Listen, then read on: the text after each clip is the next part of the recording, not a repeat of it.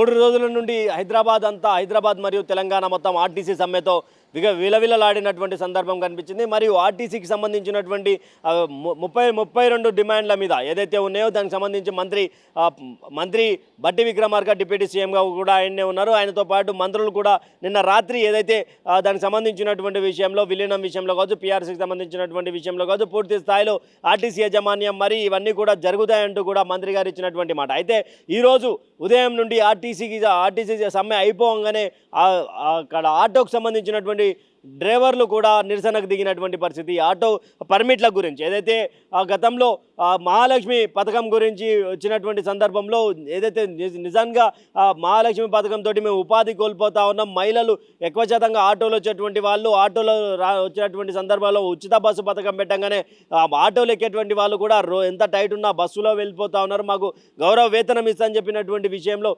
రేవంత్ రెడ్డి గారు గౌరవ వేతనం ఇవ్వాలా, లేకపోతే మేము ఇంకా ఉధృతం చేసే పరిస్థితి ఉంటుందంటూ కూడా ఆటో కార్మికులు చెప్తా ఉన్నటువంటి పరిస్థితి. అయితే 12 నుంచి 15 వేల రూపాయల వేతనం ఇస్తామని నెలకు అని చెప్పి సంవత్సరానికంటే కూడా అది సరిపోదు అంటూ కూడా మాట్లాడినటువంటి సందర్భం. చూద్దాం మరి వాళ్ళ డిమాండ్లు ఏమేమి ఉన్నాయంటే ఒకసారి దీనికి సంబంధించినటువంటి విషయం చూస్తే ఉచిత మహాలక్ష్మి ద్వారా నష్టపరిహారం చెల్లించాలి ఆటో డ్రైవర్లకు. ఎందుకంటే ఇప్పుడు నడుస్తున్నటువంటి విషయాలలో పూర్తిగా మేము ఇబ్బందులు పడుతూ ఉన్నాం, ఈఎంఐలు వెళ్ళలేనటువంటి పరిస్థితి, పిల్లల ఫీజులు కట్టలేనటువంటి పరిస్థితి, ఒక పూట తింటే ఒక పూట పస్తులు ఉండాల్సినటువంటి పరిస్థితికి రేవంత్ రెడ్డి సర్కార్ తీసుకొచ్చిందంటూ కూడా మాట్లాడినటువంటి సందర్భం కనిపిస్తూ ఉన్నది. మరొకటి ఇక్కడ ర్యాపిడో, ఓలా, ఊబర్కి సంబంధించినటువంటి ఆటో ఏవైతే ఉన్నాయో అవి కూడా పెద్ద ఎత్తున మమ్మల్ని డ్యామేజ్ చేస్తూ ఉన్నాయి, దానిని ఆపేవేయాలి, అరికట్టాలి అంటూ కూడా పెద్ద ఎత్తున అక్కడి నుంచి వస్తున్నటువంటి డిమాండ్. అయితే మరొకటి ఇక్కడ సంక్షేమ బోర్డు, ఆటో డ్రైవర్ల కోసం సంక్షేమ బోర్డు ఉండాలా, సంక్షేమ బోర్డుకి ప్రభుత్వం చూస్తూ ఉండాలా అంటూ కూడా మాట్లాడుతుంటే, అయితే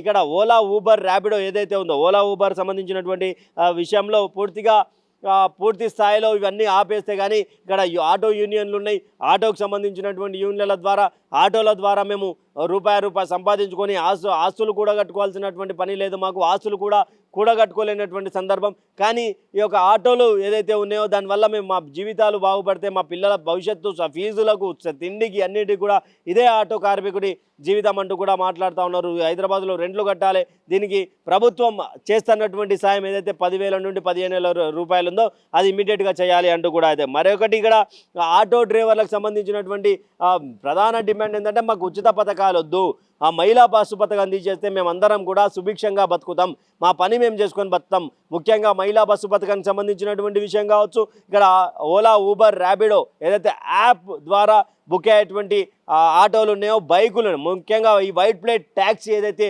బైకులు ఉన్నాయో ఇవన్నీ కూడా క్యాన్సల్ చేయాలా, క్యాన్సల్ చేస్తే కానీ తెలంగాణ రాష్ట్రంలో ఉన్నటువంటి ఆటో డ్రైవర్లంతా బాగుపడే సందర్భం కనిపిస్తుంది, లేకపోతే మేము కూడా ఆత్మహత్య చేసుకోవాల్సినటువంటి సందర్భాలు ఉన్నాయి. మా జీవితాలు ఇప్పటి వరకు కాంగ్రెస్ పార్టీ ప్రభుత్వం వచ్చిన తర్వాత ఎంతోమంది కూడా ఆటో కార్మికులు చనిపోయారు, కనీసం వాళ్ళ మీద చిత్తశుద్ధి ఉంటే మీకు ఈరోజు ప్రభుత్వం దిగి రావాలా, మాకు న్యాయమైనటువంటి డిమాండ్లను నెరవేర్చాలంటూ కూడా ఈరోజు కొన్ని చోట్ల ఆటో కార్మికులు చేస్తున్నటువంటి సందర్భం అయితే. కానీ ఇక్కడ సమ్మె ఒకటి విరమణ జరగగానే మరో ఆటో సమ్మె సైరన్ మోగించినటువంటి సందర్భం కనిపిస్తూ ఉన్నది. మరీ ముఖ్యంగా ఇక్కడ ఇంకొక డిమాండ్ ఏంది అంటే ఇక్కడ సిటీ పర్మిట్ ఏదైతే హైదరాబాద్ నగరంలో ఉన్నటువంటి జిహెచ్ఎంసీలో ఉన్నటువంటి సిటీ పర్మిట్ అయితే పూర్తి స్థాయిలో వాళ్ళు తీసుకోవాల్సినటువంటి అవసరం ఉంటుంది. ఎక్కడెక్కడ ఉంటుంది అంటే ఇది రంగారెడ్డి, మేడ్చల్, నల్గొండ వంటి ఇతర జిల్లాల్లో రిజిస్టర్ అయినటువంటి ఆటోలు కూడా సిటీలోకి వచ్చి ప్రయాణికులను ఎక్కించుకుంటుంటే దీనివల్ల సిటీ పర్మిట్ ఉన్నటువంటి ఆటోలకు నష్టం దక్కుతూ ఉన్నది. అంటే పర్మిట్ నిబంధనలు వచ్చేసి ఒకసారి చూసుకుందాం. ఇవి సాధారణంగా TS 09, 10, 11, 12, 13 పాత ఏపీ సిరీస్లు కూడా కోడులతో ఉంటాయి. వీటికి నగరం మొత్తం తిరిగే పర్మిట్ ఉంటుంది. అంటే గతంలో ఏపీకి సంబంధించినటువంటి ఆ నెంబర్లతో కానీ ఇక్కడ TS 9, TS 10, TS 11, 12, 13 పాత నెంబర్లు.